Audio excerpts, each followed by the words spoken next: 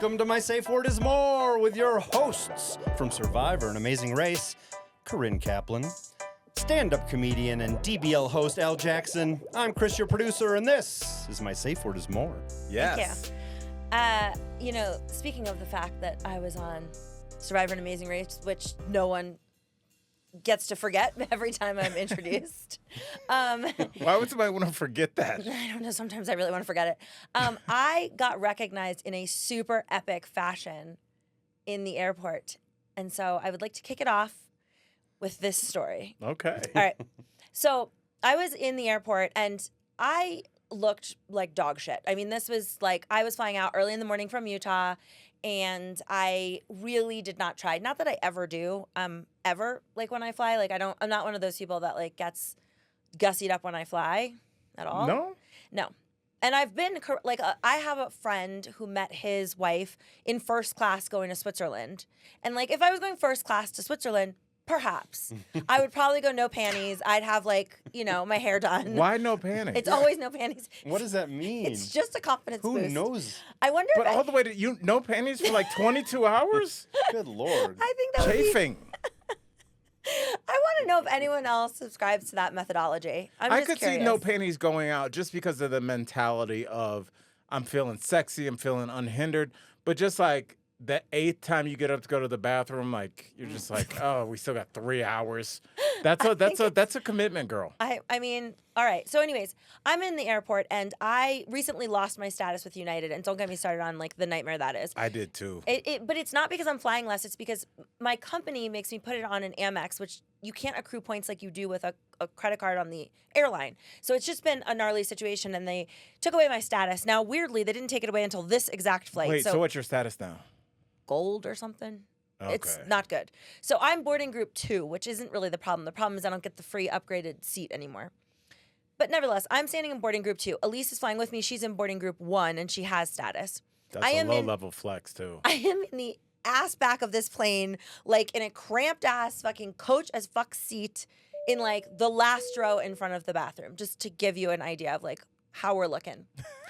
So I'm standing in this, and for some reason, it only happens in Salt Lake. There's an ungodly amount of people who are special United, 1K, this and that. So the pre-boarding for these flights is like this just astronomical long line. Like, yes, I'm boarding group 2, but I might as well be boarding group fucking 5, right? There's like 80 people boarding before me. People with kids in strollers, vets. Yeah, there's just like a ton of people Global boarding. services, whatever Yeah. fuck that is. Yeah. What is that? Yeah.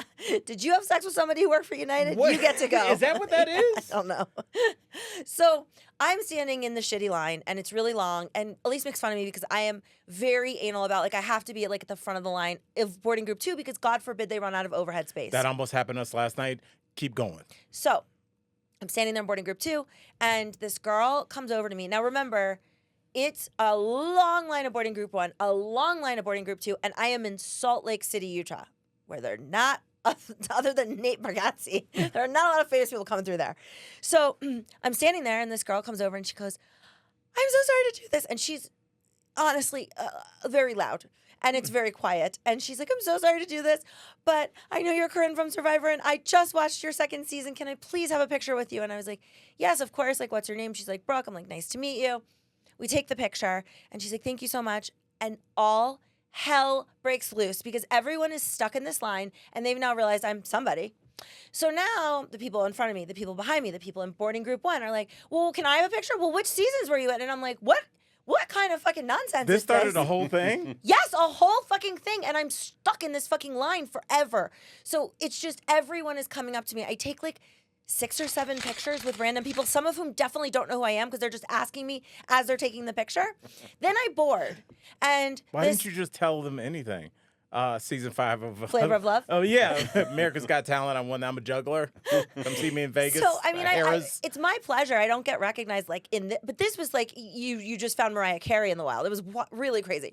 So I board, and the first row, and it's all people with their children. And so the first like bulkhead row of like normal seats, not first class, this woman was like, she gets up and she stops me as I'm boarding, and she's like, I'm so sorry, but I heard the commotion. Would you take a photo with my daughter? And I was like, yeah, I mean, we're boarding. And How many photos have you taken at this point? It's like 8 or 9, like so many pictures. And I was flattered as all hell. But then I had to hang my head down and walk my ass back to the worst seat on the plane. And then 2 people were like, "Did you win?" And I'm like, well, I probably would be boarding group 1. Yeah. I wouldn't be the most famous bathroom attendant on United right now. I mean, it was so crazy. So it just started this frenzy that has never happened to me before, and I had to share that.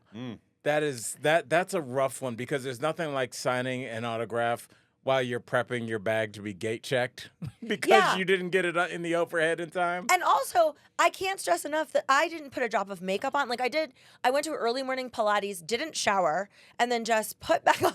Lisa and I fly.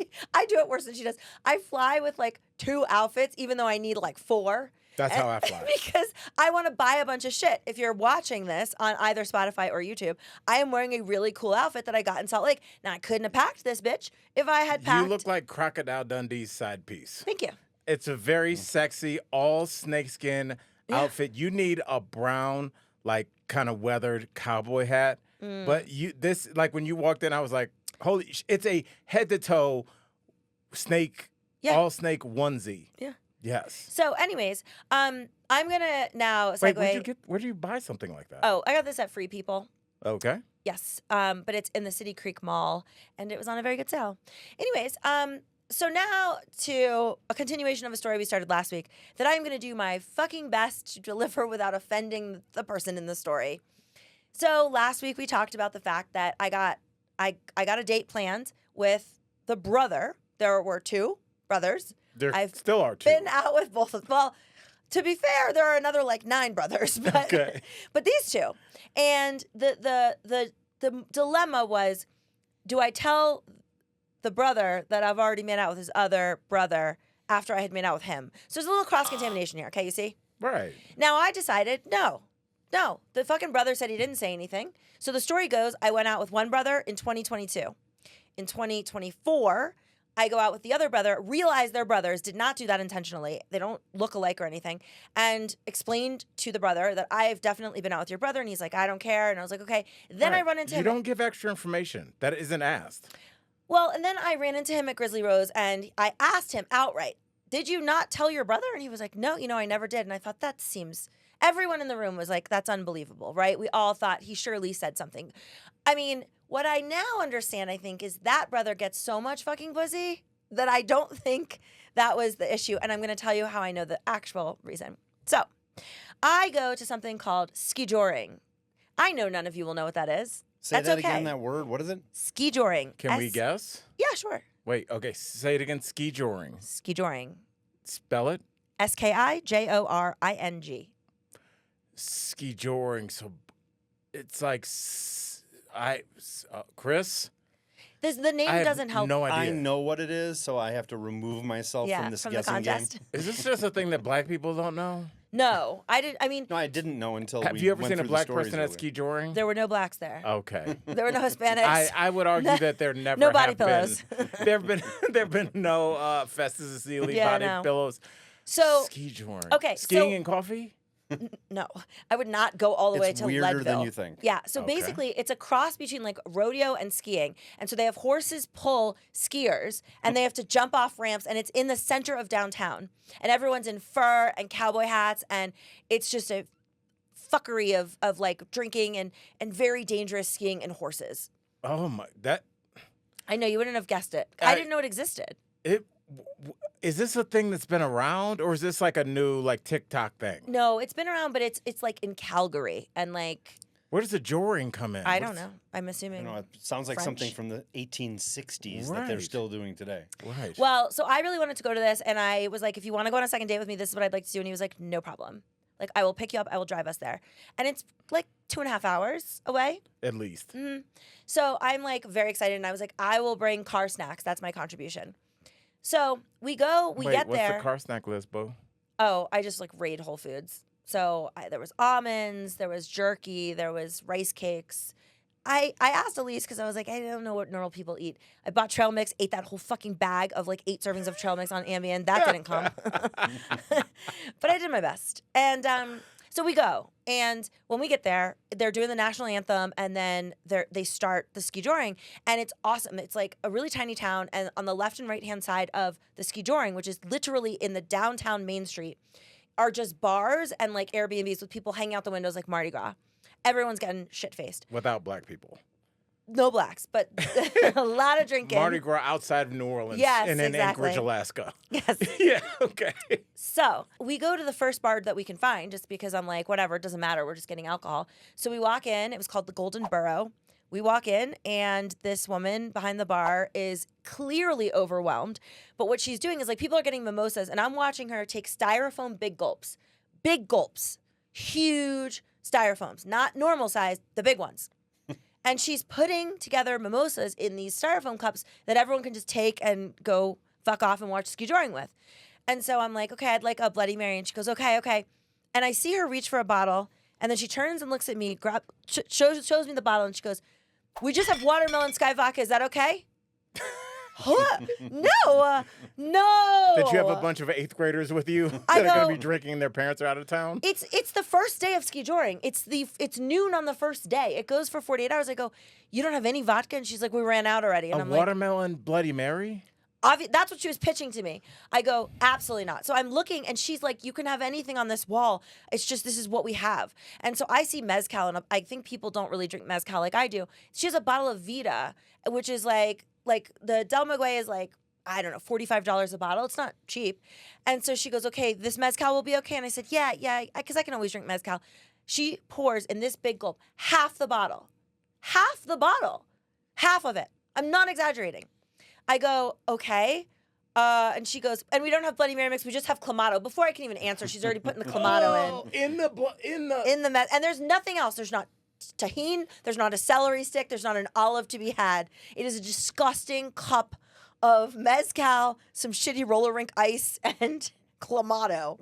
That is so gross. It's just like that's something that like a YouTuber would get 8 million views off. I'm gonna mix Clamato with that is so gross. She was mixing this fucking sky watermelon shit with like orange. People were just drinking whatever, and it was like $7 a drink. Like I was like, she does not understand. Like I get that this is a once a year time when everyone descends upon this tiny town. Charge for parking. They didn't charge for parking. Like everything was so like reasonably priced. I'm like, I don't know what they're doing here. They should be price gouging. By that. Well, it was like, you know what? It is shocking. I'd rather you price gouge and like give me better shit. So my date, we called him Steve on the last episode. We're gonna call him Stevie Goodtimes because he was a lot of fucking fun. All right. So sounds like your dealer's name. My date gets Don Julio. She pours this bitch in for whatever reason. He started out with not a styrofoam, and she pours a goblet. I have a photo. I will put it on our Instagram and in this video. It is a fucking goblet of Don Julio. Like, you know when you get something neat or a shot, that's what he was getting, right?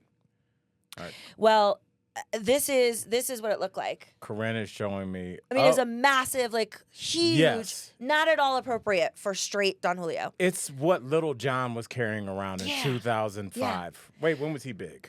12? Well, Joyce was still alive because Joyce used to rep him. Yeah, so, like, what year was that? We were still in New York, like 2006, maybe. Okay, yeah. Yeah, you're close. Okay, but the real catch of this story Shout out Joyce. Thank you. Is whether or not I got drunk enough to tell Stevie Goodtimes that I've already made out with his brother. And when we come back from break, you'll get that answer. All right, so I am, in my mind, trust me, everyone I talked to was like, oh, you're going to break. How are you going to not say it? And I was like, easy. I don't want to blow my own spot up. Like, he doesn't need to know. Is there a small part of you that wants to tell him? Not really. I liked him. Like, I liked the brother too, but this brother and I have like way more in common, and like we vibe.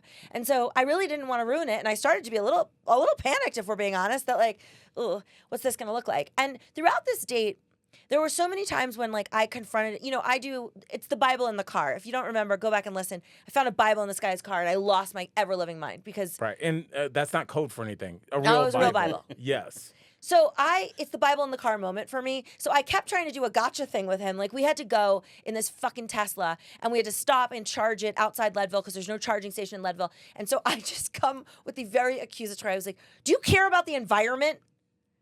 Because that really pisses me off. Yeah, really? I don't like it. Yeah. A Tesla pisses you off? You No, don't like caring- when people care about the environment. Right, that part. Right. But Right. what? So I you don't think like it's- hybrid vehicles? No, I don't, and I don't recycle, and I come for me. I don't care. I'm not into it. I don't like. No. I drink out of plastic straws. I'm not here for a long time. I'm here for a good time. So, so I get really like snippy with him, and he's like, "Well, no, I just have an hour and 15 commute to and from work." He has another car that's actually really nice, but he's like, "I use this car because it just makes sense. I'm clearing like an extra 5,000 a year on just gas alone."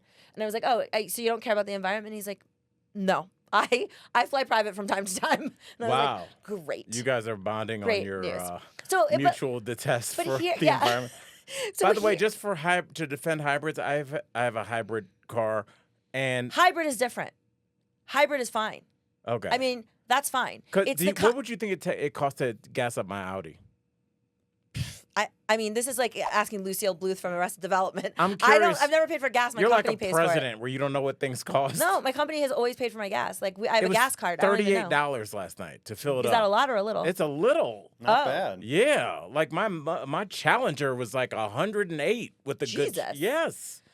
Well, so yeah, he's just doing a smart thing, like by having this car. So okay, but what I'm coming to is, I did a real Corinne move here, and I carry with me a Jonathan Adler keychain that one of my good friends bought for me for my birthday years ago.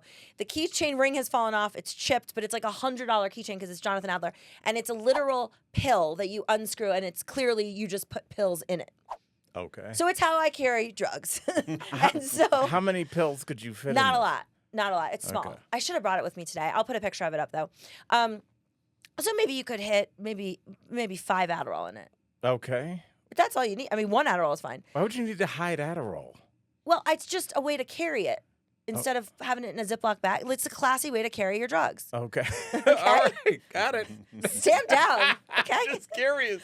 So I go to pull something out of my purse when we're we had now settled at a like fancy sort of restaurant that had like this cool outdoor thing, and we were gonna get some food, and obviously I didn't intend for this to happen, but I go to pull something out of my purse, and I was carrying like a really small purse, and this pill thing pops out, and it's just like it's obvious what that's for.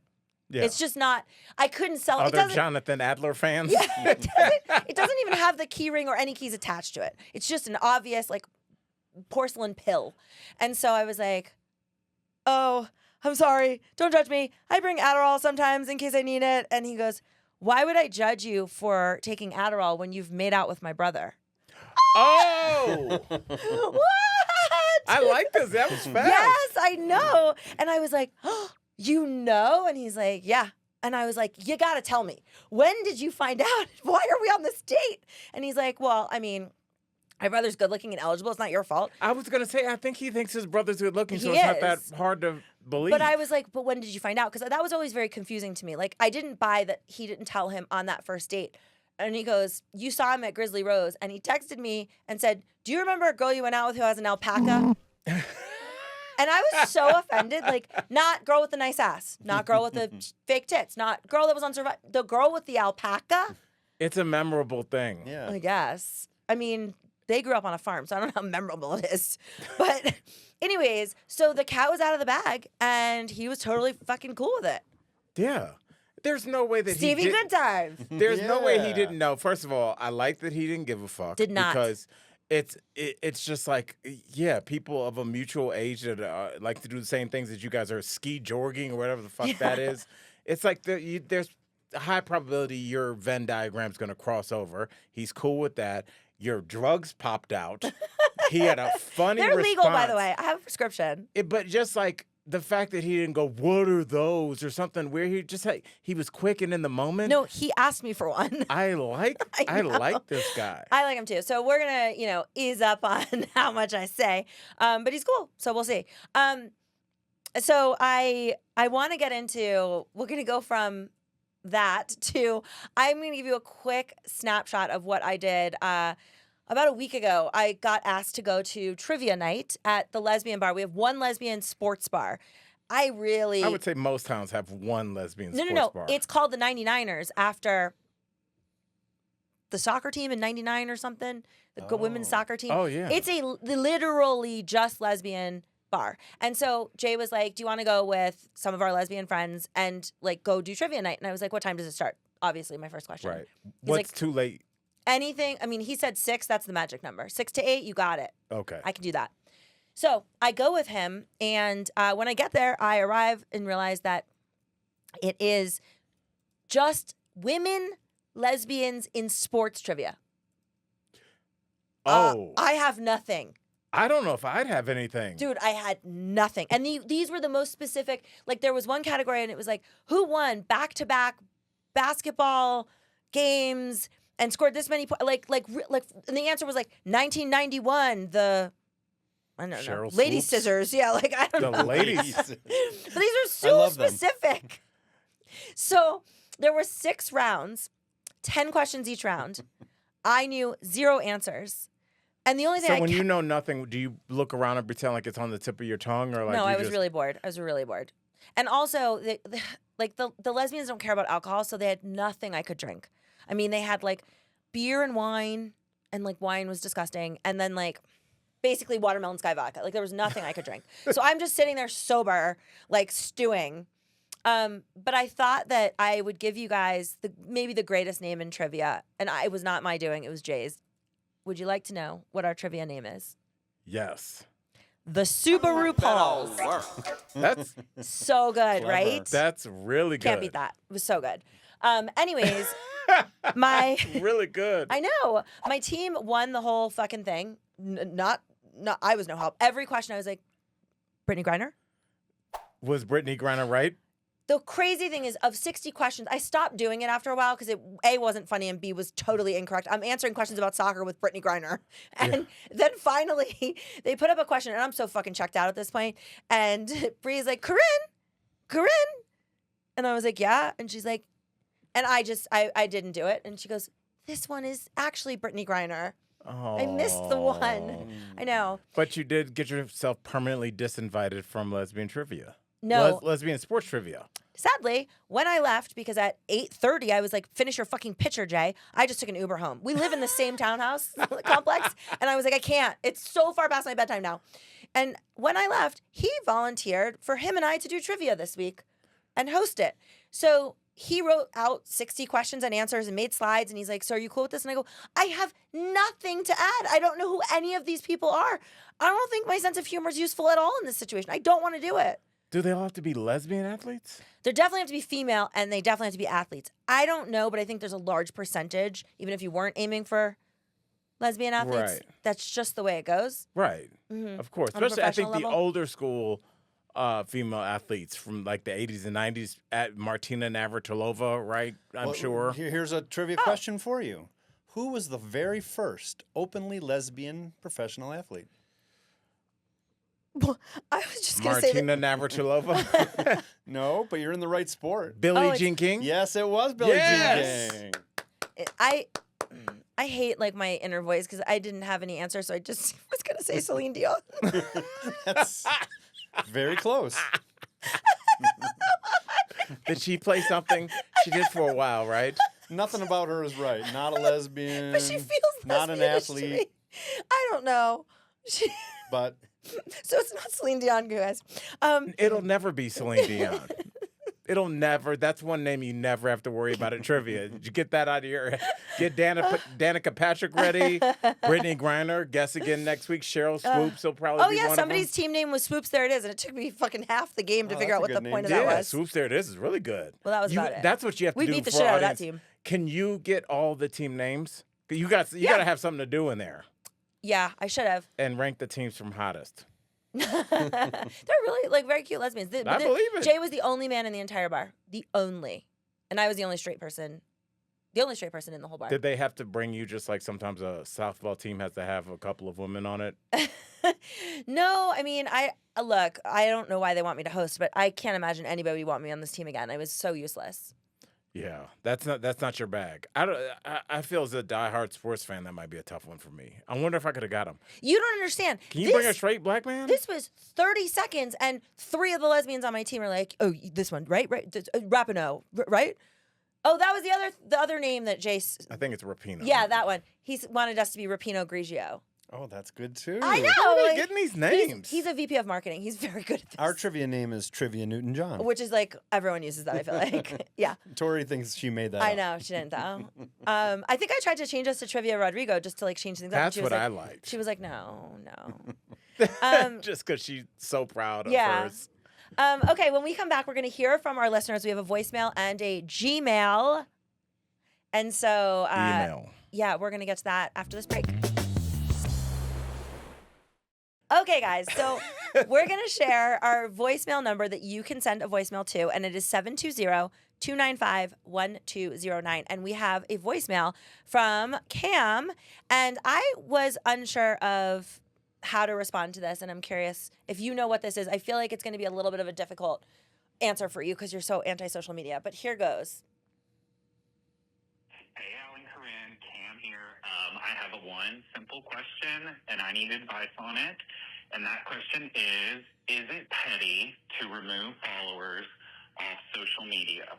Not me unfollow them necessarily, even though I probably would unfollow them, but remove them as a follower. I have made quite the 180-degree turn in the last couple of years where I used to just want all the followers and as many people to follow me as possible. I have switched to now a private account, and I'm very particular about who can see them years down the road, and I may have to explain this. So I know I can mute them and not see their stuff, and same for them not seeing my stuff, but I think that's cheap. I would rather just completely disconnect. So that's the advice I would like. Thanks for all that you do, and I can't wait to hear what you say. Thanks. Bye. So I didn't know, Cam, to be honest. I didn't understand that you could just remove a follower, and it wouldn't have occurred to me to do that. Because if someone's annoying me in any way, like I'm going to block them or report them, right? Like removing a follower it's an interesting level of petty that I didn't know existed. Like I understand unfollowing, but just like being like, I'm removing you. You know, were you done? Well, yeah, go ahead. What do you have? Well, just that this isn't really for me. What it makes me think about is this really interesting article I read about how younger people are using social media, like people like, especially at my daughter's age, 17, 18. What Cam spoke about is what people our age want. It's like, I want as many followers, 58,000, whatever you think is a lot. But the younger generation, they're all about curation and about quality over quantity. So the younger generation, it's like instead of having 58,000 followers and having 2,000 likes on a post, to them, it's way more, much more like of a swag move to have 1,500 followers and 700 likes. Yeah, so it's I a see very that, young, a higher level of engagement. I agree. Or just like to just say I control, like I like the people that follow me, not just massive numbers. I do like that concept. That's actually that was very well said. Yeah. I think that the problem I have is when you're asking me if it's petty, in order for something to be petty, the other person has to figure out it happened. And I'm concerned that you're going to do this and then they don't know that this happened. Like I that's my concern. Right. Like I like They to don't get an alert or anything. No, like I like to be really transparent about my pettiness. Like I frequently will block people. And I got to say something. I am somebody that's doing the podcast and stuff and like trying to get back on reality TV, if you would call it trying. I don't really do anything. But like I have to keep a public page, and it would be my preference to have a private page for sure. Like Absolutely. I don't like that anyone has access to me. And here's a case in point. So I know we talk about hate mail on here, and I do get a lot of hate mail, as you all know. However, the hate mail usually comes from the same general demographic of people, I would say. And when I got this one, I was like, wait, what is happening now? So this is what she wrote. First, I'm going to tell you what she wrote. Then I'm going to talk about the demographic that she is. Okay? Okay. And we're going to blast her fucking shit. I'm going to tell you her fucking Instagram handle and her first and last name because I don't give a fuck. So this fucking cunt rocket sends me this, okay? This bitch who has 13 posts and 345 followers. You are the most disgusting human on the planet. You are not a wallflower. You are a fucking weed. Oh. And I'm like, no one in the history of time has called me a wallflower. That's like a 1940s diss. I know, but like, okay, let's go with what she looks like. What are you guys picturing? Well, you know. What are you picturing? A woman with an 80s hairstyle with the big bangs, and then it kind of like the woman that even like librarians don't tell what they're doing on Friday nights because they're like, oh, she's gonna come and So you're ruin thinking it. maybe there's a bored housewife, maybe Yes. older, maybe she's got teens or something. Right? Yeah, somebody's probably like late 30s, early That's 40s. what I would have assumed. How old do you think this woman is? Oh, this is somebody's grandmother in the Bronx. Yes. Yeah. Her name is Ann Weber, and she goes by at Webbercat. And when I did a deep dive on her Instagram, I encourage all of you, don't follow her, but surely you should look her up because it is an unreal Instagram. How would you describe her Instagram? How does she curate her life? Okay, one picture. Which got Is- 40 likes, by the way. One picture is just her Just her eye. very up close, and it's like the angle you would have after she traps you in a box. Here's her dirty, bitten off fingernails holding a saltine over some disgusting looking soup. And she says, perfect winter lunch. Oh. I mean, everything. There's one post where she, like, she took a picture of a bug and hashtag weird bug. Like, it's a terribly mundane, boring page. Like, this bitch to come for me? For me. Can I take her aside for a second? Sure. I do like that she's committed to a theme of taking things very up close. Yeah, Like she's- everything is shot in a Yeah. way. It's like from the Hubble telescope. I don't know why she's so close I don't either. with everything. It's So, very weird. she has so weird. Simply lemonade sitting next to, like, a bushel of mint, but it's too close. It's so weird. And she wrote, Mojitis, because she can't spell mojito, in my future, 8 likes. Mojitis. Mojitis. Which is what they will be. First of all, if Here- we needed a title for the show. Yeah. First of all, I like her. I just got to say that right now. And secondly, how does she know who you are? Or how to use the internet at all. Like, does she listen to the pod? Well, How does she know? let's hope she does, because she's going to hear her name on the pod. Oh my This one's for you, goodness. If Webbercat. listen, shout out. I was like mystified. I just, whenever somebody sends me hate mail, I usually go see what I'm working with, right? And it's never somebody that I would like be friends with. Yeah. But this was like a real plot twist. She seems like a woman that leaves her house once a week to grocery shop. And sometimes one of her sons that still talks to her will pick her up Yes, for yes, a yes. doctor's appointment. Mm-hmm. But this is a woman, I guarantee you, the reason she knows you is she takes shows that have dozens of seasons, thousands of episodes, and she rewatches them from episode 1. So she's just on your season of Survivor. She's also watching Lost. Right. You Well, know, and you just know, like other shows that went off the air in the late 2000 or early aughts. what else are you going to do when you're drinking mojitis than watch television shows that ended in 2008? How does she spell mojitis? Mojitis. Mojitis.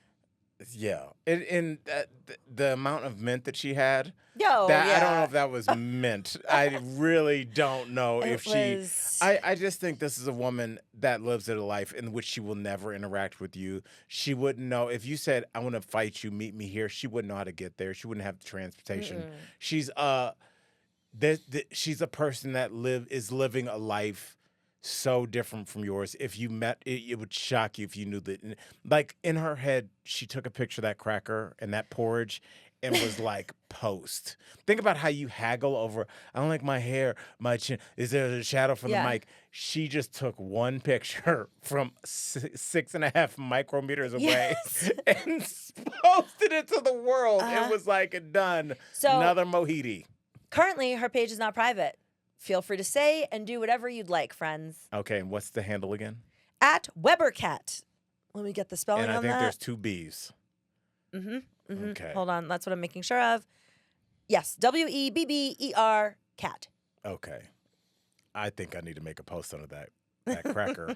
I'm just gonna put delicious. I'm on Team Webbercat over here. Uh-huh. Well, you should do We that. don't know what she's going through. She could have, lost She's her going through job. fucking her dad could psychosis. have died. Her dog could be sick. Her car. Oh wait, that's me. No. That's why we're all in this room communing together. We are not going to have time today to get to the Gmail. However, we will next week. So Just tune the in email. then It's not the Gmail. It There's came not through one more. on a Gmail. Okay. It's the brand. Yeah. I just want to say Skijoring, hundreds of years old. Really? It began in the Nordic countries. Began with Shocking. reindeer pulling skiers. Since then, they have Reindeer? dogs and motorcycles and horses and all kinds of. But yes, that's where it's from. And what I really want to know: do you have already another date set up with Stevie Goodtimes? I do. Excellent. Okay. Can you I'm bringing him to trivia night if I have to host it. So your Oh, last no. date is gonna be. I'm trying to get out of trivia night, so I don't know. But I guarantee you, he's gonna make trivia night fun, and you're gonna be like, man, I really like this guy. It's just, I mean, there's nothing. It's hard to make it fun because, like, you'd have to care about women's sports. Then why are you taking him there? I have to go, so if he wants to see me, that's where he can see me. You could cancel trivia night. I know. Well, I'm thinking about doing that regardless of Stevie Goodtime, so whatever. We'll see. Well, there've been some good. That's some good news. Oh, okay. Thanks. And Oh, wait, I forgot to say this. This is really important because I meant to say this when I talked about that. I have a new dating approach that I would like to share with all of you. I did not come up with this. There's a dating coach. Her name's Erica. It's under A Little Nudge on Instagram. She's got really good advice. And she has this thing that it's called NATO, N-A-T-O, not attached to outcomes. And so when I go on dates, like when I went skijoring, I was like, I'm not attached to outcomes. Like, I'm just trying to have a good time. So if he figures out I made out with his brother and that's like a limiting factor, okay. Not attached to outcomes. Like, what? yeah. Yeah, so I'm not attached So to like, outcomes. I don't give a fuck, right? Yeah, but not attached to outcomes is like it's like something that like rewired in my brain that like genuinely made it easier for me to like enjoy myself. It's like Pete Davidson's character on SNL. Okay. All right. Okay. Yeah. So, yeah. So I'm giving that to you guys because it was really helpful for me and I didn't come up with it. And this is an advice-y sort of podcast. So your advice is don't care what happens. Not attached to outcomes. Like I think a surfer could give that advice. I was talking to a good friend who has recently gone through a divorce, and he was like, I just don't know if I want to date someone who already has kids or who wants kids, and I was like, not attached to outcomes, dude. Just go on a bunch of dates. You're newly divorced. Not attached to outcomes. You're like somebody that just got back from Tulum, Mexico after doing mushrooms, and you're like, it's all zen, bro. And you're like, I have a dog in the hospital, and I don't have any health insurance. You're like, not attached to outcomes, and you're like, I'm gonna kill you. Yeah. Well, anyways, so Chris Skijoring was your final thoughts? Yeah, that was. Okay. All right. Well, with that said, and I got the head nod from Corinne to take us home. I am so happy that you guys are here, but you guys are not here just because this is a podcast about life. That'd be ridiculous. It's a podcast about how I am incredibly famous in one specific city, and that is Salt Lake. That's right, Yeah. but you're not attached to outcomes.